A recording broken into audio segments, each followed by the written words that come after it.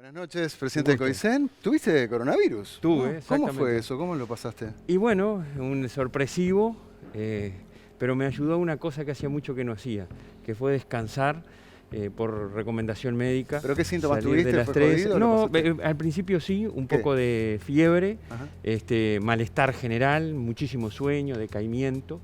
Luego terminó mi familia, mis hijos y mi esposa también. Así que bueno, pasamos, pero de la mejor manera posible tratamos de salir. Bueno, hablemos del tema que es esto de, la calle lo anunciaba en la conferencia, ¿no? Todavía aumentar la suspensión de la presencialidad hasta el 3 de mayo y veremos, ¿no? porque esto no se sabe. Donde vos en realidad fuiste uno de los grandes defensores. Creo que fue el mismo día de la conferencia, ¿no? Que vos habías entrado diciendo eso. Voy a defender la presencialidad en la educación el 23 de marzo, fue eso, ¿no? Y bueno, perdiste. A ver, creo que en esto no hay que poner como una contraposición los que estamos a favor de la presencialidad y los que están en contra. Nosotros llegamos ahí al Consejo de Ministros con Pablo da Silveira, el ministro de Educación, habiendo hablado con los integrantes del CODICEN y de los subsistemas educativos, con la idea que tuvimos siempre, desde el año pasado. Cuando no todos estaban del lado de la presencialidad, nosotros siempre estuvimos del lado de la presencialidad y la mantuvimos. Llegamos con una idea a ese Consejo de Ministros y así se conversó. ¿Cuál era la idea? La idea era, bueno, tener esos 3 días y juntarlos a la semana de turismo, ¿verdad? Para juntar 7 días, 8 días y luego de corte y luego volver escalonadamente luego de turismo. En ese Consejo de Ministros, que yo participo excepcionalmente ante la situación, se pone sobre la mesa una serie de evidencia y de información vinculada a la transmisión comunitaria, vinculada al cambio de realidad por el ingreso en aquel momento que se había detectado que estaba en algunos departamentos la nueva cepa. La P1. Y bueno, entonces esos... en realidad fue una situación de suspender esos 3 días y ver cómo evolucionaba la situación. Bien. Ahí te hago una pregunta, porque hablando de científicos, acá estuvo, donde estás sentado vos, el director del Instituto Pasteur, Carlos Batián, estuvo el domingo pasado. Y quiero compartir contigo un fragmento, un pasaje, donde habló precisamente de qué pasa con los niños, sobre todo, ¿no? Con los más chicos y con esto de las clases. Escuchamos. Los menores de 12 años, hasta ahora, y se sigue confirmando con las variantes, son pacientes que se enferman poco, contagian poco y excepcionalmente requieren de consulta médica. ¿Qué es lo que hemos visto? Y no hay que confundir contagios con brotes. Los niños generalmente se contagian en la casa y después por error en el triage al ingreso al colegio van a la escuela y eventualmente hay algún contagio de algún niño que está muy cercano a él. Pero las maestras sí contagian en la escuela, pero las escuelas son muy seguras. Los niños en las casas tienen mucha más chance de contagiarse que en la escuela. Las escuelas son muy seguras. Ahora, el propio Gach, ¿no? y Batián hablaba de un aprendizaje que hicimos, ¿no? En este año de pandemia en ese sentido. Entonces, científicamente no hay una exhortación a suspender la presencialidad en la enseñanza.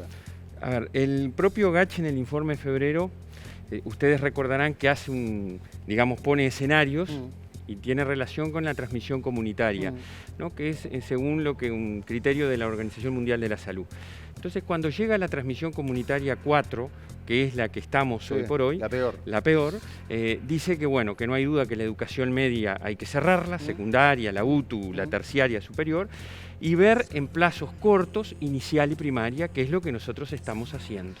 Nosotros estamos primero una semana, ahora para dar certeza fuimos otra semana, por una cuestión que es clave y que nosotros somos conscientes que es así, que es la movilidad.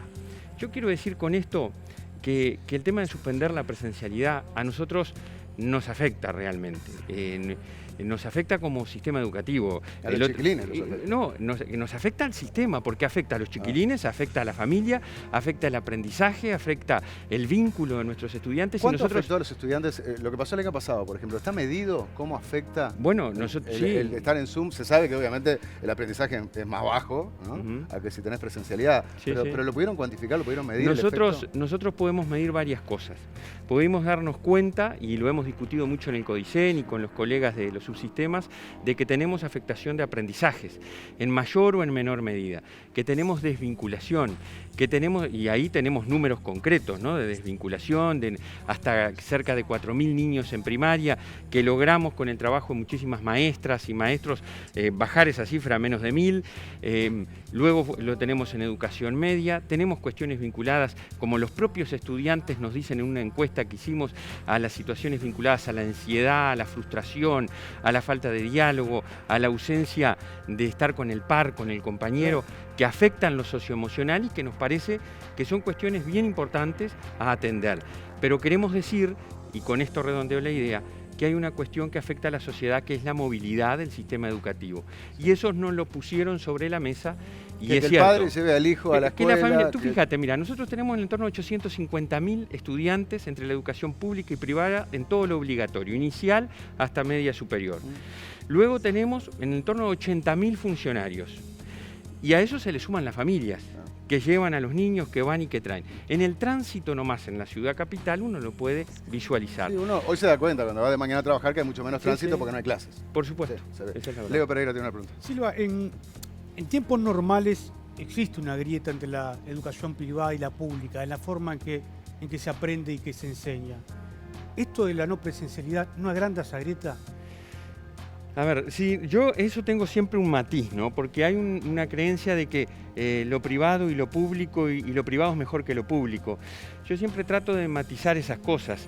Y cuando en las evaluaciones nosotros vamos a los mismos quintiles, analizamos los resultados educativos en los mismos quintiles, lo público está muy a la par, muy similar que lo privado.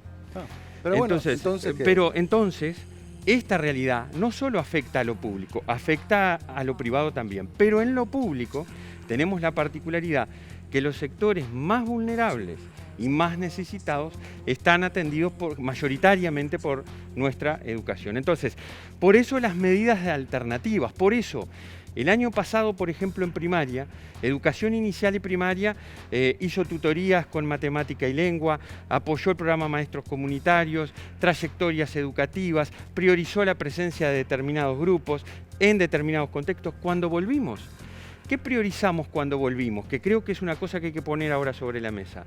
Las escuelas Aprender, que están en los contextos más vulnerables, las escuelas de tiempo completo, las escuelas rurales, donde además hay problemas de conectividad y de dispositivos. Es decir, todo ese compendio de cosas los tenemos que poner sobre la mesa para que eso que decís tú, que ha dado en llamarse grieta, diferenciación, desventaja, no se agudice. Y si se agudiza, como puede haber pasado, y alguna evidencia ya hay, vamos a ver qué dice Aristas ahora el informe del INED, hay que actuar diferente para atender esa situación distinta. Hoy hay cierta presencialidad excepcional. ¿Cómo es esto que se permite que algunos chiquilines puedan ir al centro? Nosotros tratamos de, como decís tú, de aprender mucho y de hacer cosas distintas. Es decir, nosotros hicimos mucha cosa el año pasado y esto es un agradecimiento, y soy franco porque en eso creo que hay que ser muy claro, a las familias, ¿no? A la madre, al padre que hoy está pasando situaciones muy complejas porque en su casa no está preparada para hacer un aula. Tiene que teletrabajar algunos o salir a trabajar, ver cómo ayuda a su hijo a hacer los deberes, cuando se conecta o no se conecta. Hubo un gran apoyo de la mayoría de las familias. Hubo un gran trabajo de las comunidades educativas. Entonces, por eso no tuvimos un año perdido y aprendimos mucho.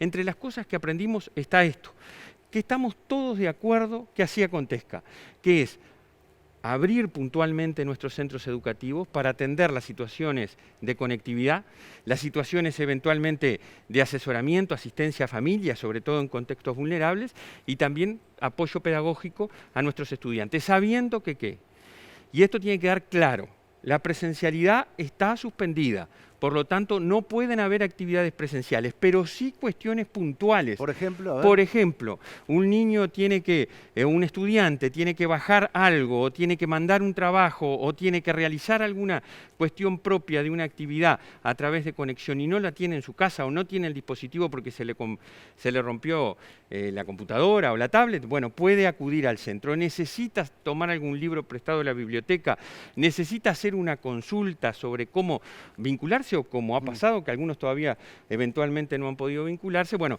va a estar la guardia, va a estar el centro educativo con sus equipos docentes. ¿Y eso se está haciendo, se está utilizando por parte de los alumnos? Se está utilizando. Yo tengo ejemplos, hace un rato me mandaban, porque vieron que las redes sociales a veces eso no pasa o como es.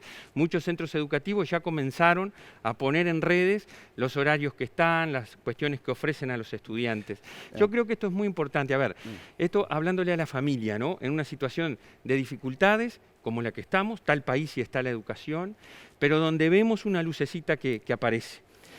El último esfuerzo, o el principio de los últimos esfuerzos, por decirlo de alguna manera, de tratar de mantener a sus hijos en su casa.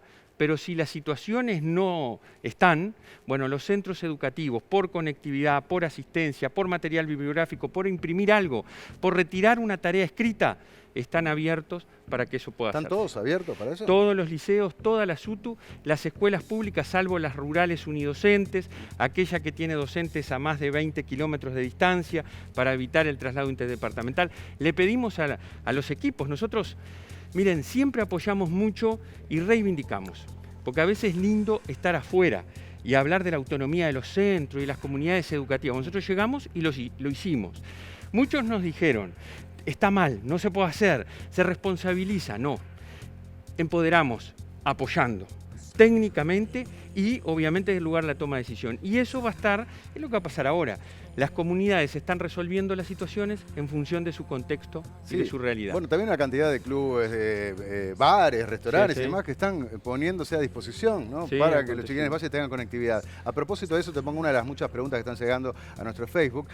Acá César dice, ¿qué solución van a tener los niños que no tienen Wi-Fi en sus casas? Van a recibir, es Malvina, ¿no? ¿Van a recibir algún apoyo del Codicen? ¿Por qué Antel no regala módems a la familia de contexto crítico? Y unido a eso, el bicho quiere preguntarte algo también. Sí, no, a ver, ¿cuántas personas, si está medio cuántos estudiantes tienen problemas de conectividad reales que no puedan resolver o sí los pueden resolver? Y también me encontré de repente con alguna madre que me decía, no, mi hijo tiene conectividad, pero el problema es que yo no lo puedo ayudar porque yo no tengo conocimientos. Y la madre estaba en la calle con sus 5 hijos en una feria y no los estaba ayudando a conectarse. ¿En qué medida hay problemas de conectividad y en qué medida todo se puede solucionar? Nosotros también en eso hemos avanzado muchísimo. Y acá hay que destacar el trabajo del Plan Ceibal, que es un aliado estratégico y que estamos caminando juntos, la ANEP y el Plan Ceibal. Ahora se terminó de acordar el no consumo de datos en videoconferencias de la plataforma CREA, que es muy importante para mantener el vínculo entre los docentes y los estudiantes, no solo de Antel, sino también de las empresas Movistar y de la empresa Claro, que eso hace que todas las empresas de telecomunicaciones exoneren del consumo de datos de esa plataforma. Pero sabemos que hay situaciones de otra naturaleza a atender.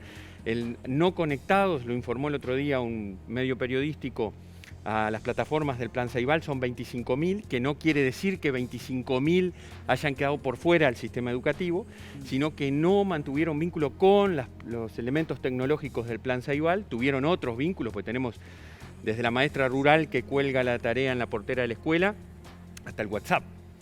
Y eso también es muy válido. Bien. Entonces, en ese sentido, estamos desarrollando estrategias que permitan avanzar, por ejemplo, en eso que tú dices, y también en la distribución de dispositivos, que es otro problema.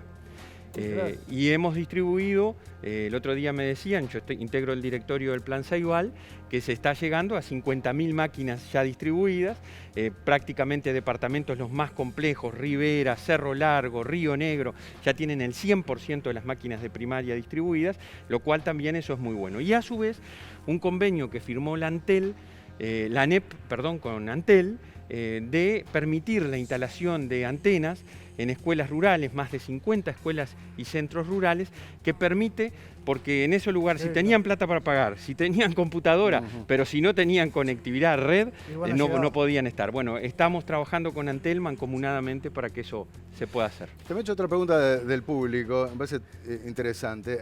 Dice, al señor Silva, o sea, vos, le preguntaría, ¿por qué tener las auxiliares en las escuelas cubriendo guardias de horarios completos todos los días? ¿No somos seres humanos y siempre somos las más expuestas y a las que menos se nos nombra ni tienen en cuenta? Las auxiliares de servicio de las escuelas son fundamentales por dos cuestiones.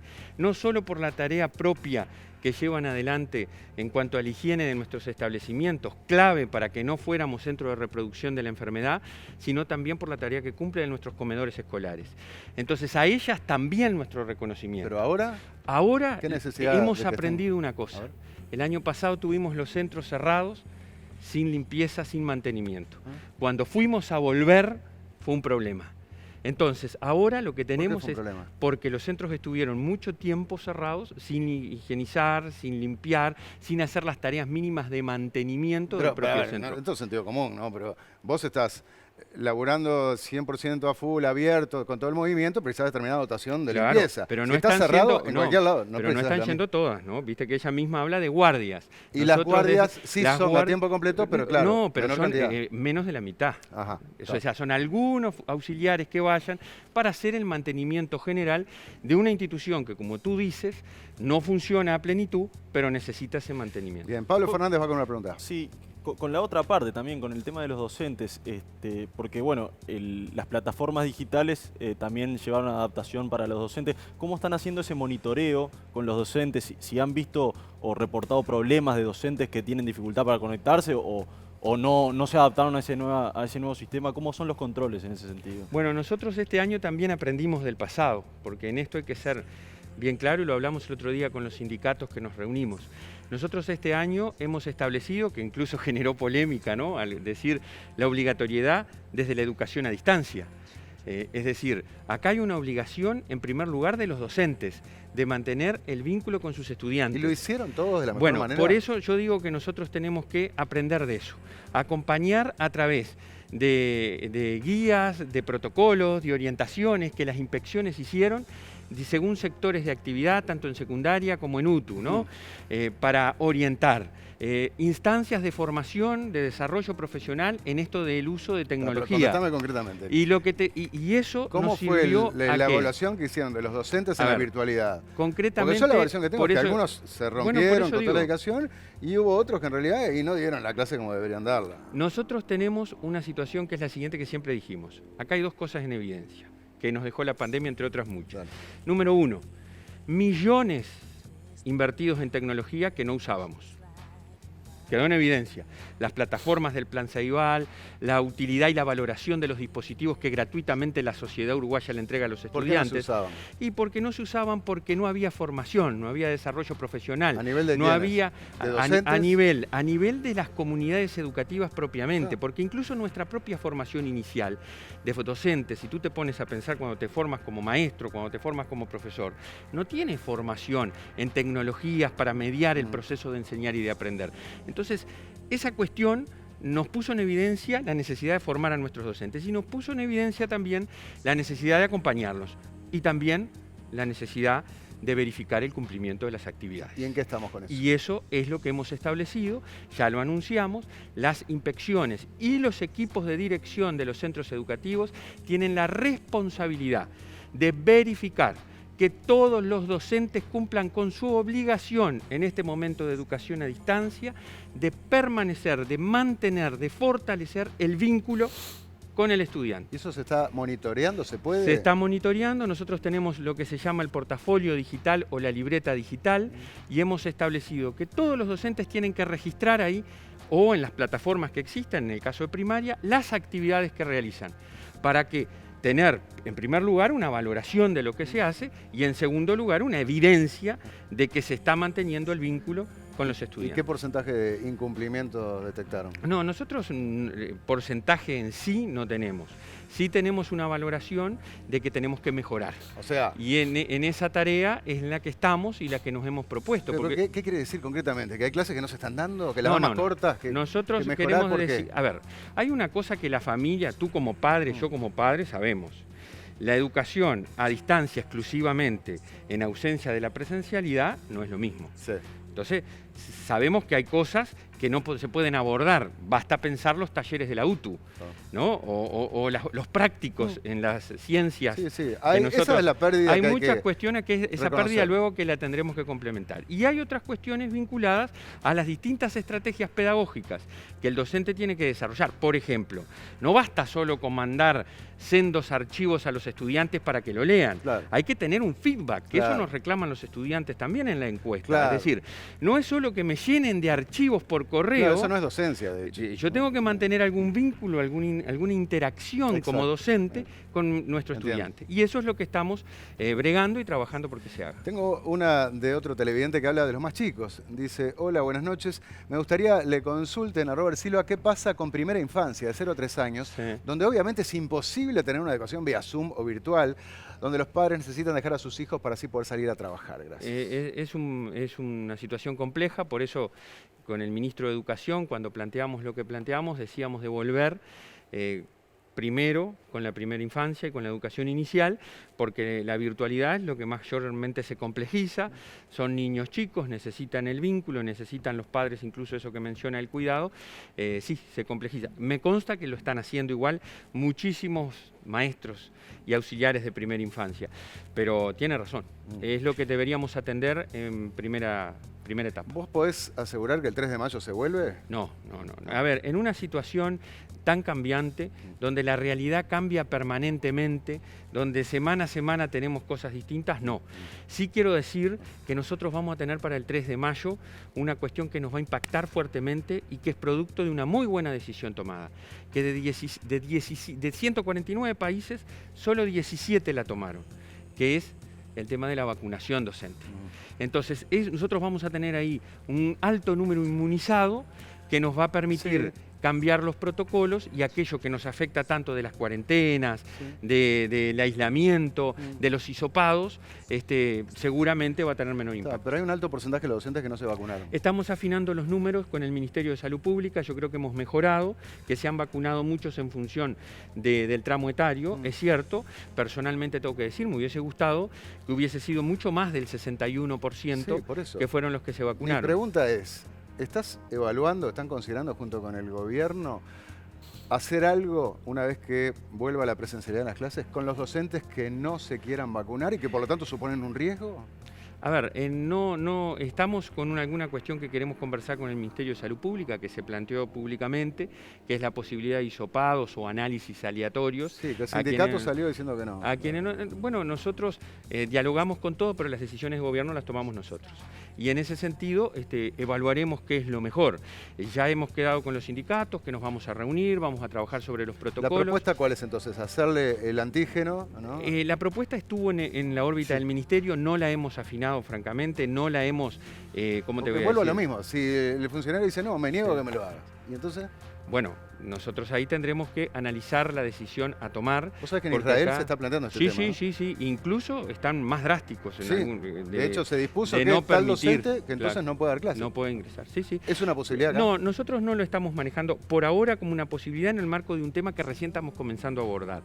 La exhortación de la ANEP a todos los docentes y a todos los funcionarios, incluso los terciarizados que tenemos en los centros, que mandamos los listados, es que se vacunen, porque es la mayor garantía para cuidarse ellos, pero para cuidar a nuestros estudiantes y a los demás. Pero en tu Y en ese opinión, sentido, un docente que no se vacuna, entonces, vos decís, ¿está bien que dé clases igual tranquilamente, aún siendo consciente del riesgo que un supone? docente que no se vacuna, tendríamos que evaluar la situación y además analizar unas cuestiones que tienen que estar muy presentes en todo esto, que es el uso de los cuidados personales, que aunque estén vacunados o no vacunados, lo tienen que tener. Yo lo que considero es que nosotros tenemos que analizar la realidad cambiante en el marco de un huracán, en el marco de una tormenta en la que estamos, y tener como objetivo último la menor afectación de nuestro sistema educativo, no solo en aprendizajes, sino también en lo emocional, en lo vincular, como dije hace un rato, en eso que afecta tanto a nuestros chiquilines Claro. y que en realidad ha afectado a todo el sistema, ¿no? Quiero repetirte la pregunta y si le hagas contestar, me ha encantado, nuestra encuesta de Twitter. A Pero ver. Patricia, te voy pidiendo que me des el resultado parcial de la votación para comentárselo a Robert. La pregunta que estamos planteando al público es, ¿estás de acuerdo con la suspensión de la presencialidad en la educación, sí o no? Robert Silva me va a decir que vota si estás de acuerdo con la suspensión de la presencialidad. Ah, yo ya sé. Y la voté en Codicencia. Vos hiciste las dos cosas. Uno que vote la suspensión de la presencialidad no quiere decir, como lo dije en la conferencia de prensa del momento, que renunciemos a reivindicar la presencialidad. Desde el lugar que nos toca estar, tenemos que valorar otras cuestiones y la sanitaria estuvo sobre la mesa. ¿Tenemos cómo va la encuesta? Por favor, ponchámelo a ver. ¿Estás de acuerdo con la suspensión de la presencialidad en la educación? ¿Tenemos el dato? Va en paliza. ¿Para tirarlo? Paliza. Paliza, me decís vos. ¡Wow! Sí, 81. 81%, mirá vos, 81%. No 19. Contra 19% que no lo está. 81% está. De acuerdo con la suspensión de la presencialidad. ¿No? Bueno. Entonces estamos en sintonía con al menos la gente que se pronunció acá. Y trabajando fuertemente para volver en el marco de lo que hicimos. Y con esto quiero decirlo, aprovechar esta oportunidad para agradecer a todos los que han trabajado, a muchísima gente. Yo siempre digo, mirá, yo estoy acá porque me toca circunstancialmente ser el presidente del Codicen, de la ANEP. Pero desde los que integran los cargos de gobierno, los equipos técnicos, los maestros, las profesoras, los funcionarios que recién se comunicaban, ha trabajado muchísima gente para lograr que el 2020 no fuera un año perdido, para que hubiera las menores afectaciones posibles y para iniciar tan bien como iniciamos el 2021. No exentos de problemas, pero sí caminando a paso firme. Ahora tuvimos un pequeño retroceso, digámoslo así. Sí, más que pequeño, ¿no? Pero sí. Un retroceso que nos afecta, pero que, ¿sabés qué? Nos agarró mejor preparados y nos estamos preparando mejor que el 2020 para comenzar cuando volvamos con la presencialidad. Muy bien, tengo algunos regalos para vos. En estos momentos de estrés, Beauty Planet te da un día de spa para que disfrutes cuando puedas. Y Helpline te regala un voucher, es por 3 meses de servicio, puede ser para uso tuyo, de un familiar o de un amigo. Muy bien, muchísimas gracias. Gracias, Robert, por haber estado acá. Gracias a ustedes por la invitación. Y bueno, suerte con eso. Me está diciendo Pablo Fernández que tenemos... Salió el algo de informe de los último casos. Hoy tenemos la placa del SINAE también para ponchar. ponchar. Se reportaron 48 fallecidos, 3.274 casos nuevos y en el acumulado hay 32.903 personas cursando la enfermedad al momento. Repetime, por favor, entonces. 48 fallecidos, 3.274 test positivos, hay 485 personas en CTI actualmente. Bueno, lamentablemente es más de lo mismo, es una mala noticia tener estos números, 48 fallecidos. No se está viendo ese afloje o intento de meseta como se pretende. Gracias Pablo, gracias Robert por haber venido.